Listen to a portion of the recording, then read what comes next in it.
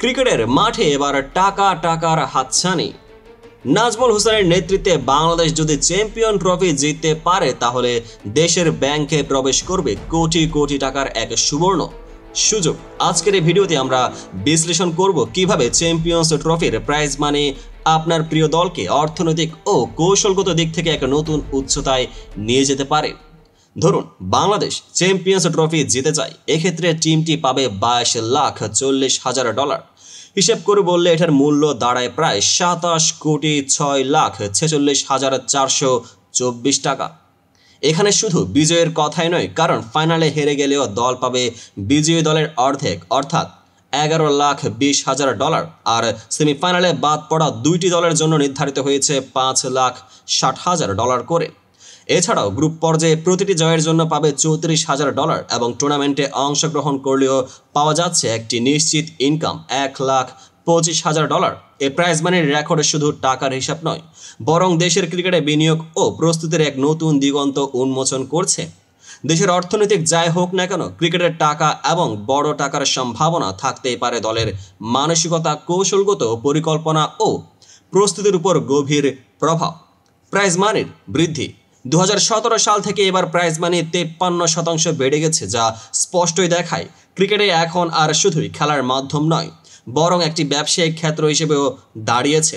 দলের প্রস্তুতি নাজমুল হোসেনের নেতৃত্বে বাংলাদেশ দল শুধু মাঠে জয়ের জন্য প্রস্তুত হবে না, বরং এই অর্থনৈতিক সুযোগকে কাজে লাগিয়ে ভবিষ্যতে আরও বড় বিনিয়োগ ও উন্নয়নের ভিত্তি গড়তে পারে। মানসিক চাপ ও টেকনিক্যাল দিক প্রাইজ মানির এই বিশাল হাতছানি দলের উপর চাপ সৃষ্টির পাশাপাশি তাদেরকে আরও টেকনিক্যাল ও মানসিকভাবে প্রস্তুত করতে বাধ্য করবে।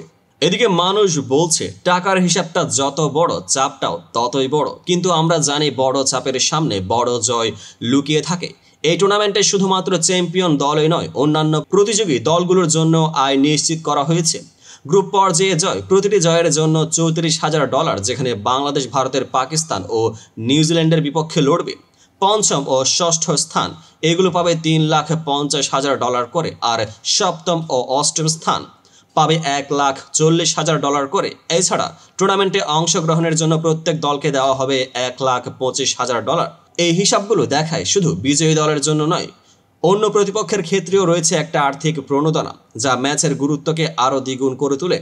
চ্যাম্পিয়ন্স ট্রফি এবার হতে যাচ্ছে 6 বছর পর, আর 19 ফেব্রুয়ারি থেকে শুরু হবে এই মহাকাব্যিক ইভেন্ট। পাকিস্তান ও দুবাইয়ে অনুষ্ঠিত হবে ম্যাচ। 1996 সালের পর পাকিস্তানে প্রথম আইসিসি ইভেন্ট, যা শুধু ক্রিকেট প্রেমীদেরই নয়, সমগ্র বিশ্বকে এক নতুন উদ্দীপনায় মোহিত করবে। টাকা ও টেকনিকের সমন্বয় নাজমুল হোসেনের নেতৃত্বে বাংলাদেশ কি কেবল মাঠে জয় অর্জন করবে, নাকি এই প্রাইজ মানির হাতছানিকে নিজের ভবিষ্যতের বিনিয়োগে রূপান্তর করবে? এই নাটকীয় প্রশ্নের উত্তর জানতে হবে শুধু মাঠে না, বরং দলের কৌশল, পরিকল্পনা এবং মানসিক প্রস্তুতির মধ্য দিয়ে। সবশেষে আজকের আলোচনা থেকে আমরা বুঝতে পারলাম চ্যাম্পিয়ন্স ট্রফি শুধু একটি খেলা নয়, এটি একটি সুযোগ, যেখানে ক্রিকেট প্রেমীরা দেখতে পাবেন কৌশল, অর্থনীতি এবং মানসিক প্রস্তুতির এক অসাধারণ সংমিশ্রণ। নাজমুল হোসেনের নেতৃত্বে বাংলাদেশ দল কি এই কোটি কোটি টাকার হাতছানি তোলার যোগ্য হবে? আপনারা কি মনে করেন এই প্রাইজ মানির হাতছানি কতটা পরিবর্তন আনতে পারে দলের ভবিষ্যতে? কমেন্টে আপনার মতামত জানাতে ভুলবেন না। যদি এই ভিডিওটি আপনাদের ভালো লেগে থাকে তবে লাইক, শেয়ার ও সাবস্ক্রাইব করতে ভুলবেন না, কারণ সামনে আসছে আরও নাটকীয়, টেকনিক্যাল এবং ইনডেপথ বিশ্লেষণ। ধন্যবাদ, আর দেখা হবে পরবর্তী আপডেটে।